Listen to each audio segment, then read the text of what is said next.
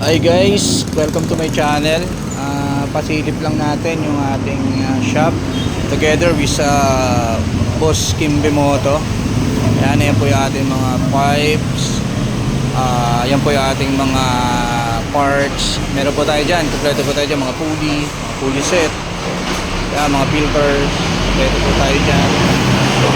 Gear, top box, bracket.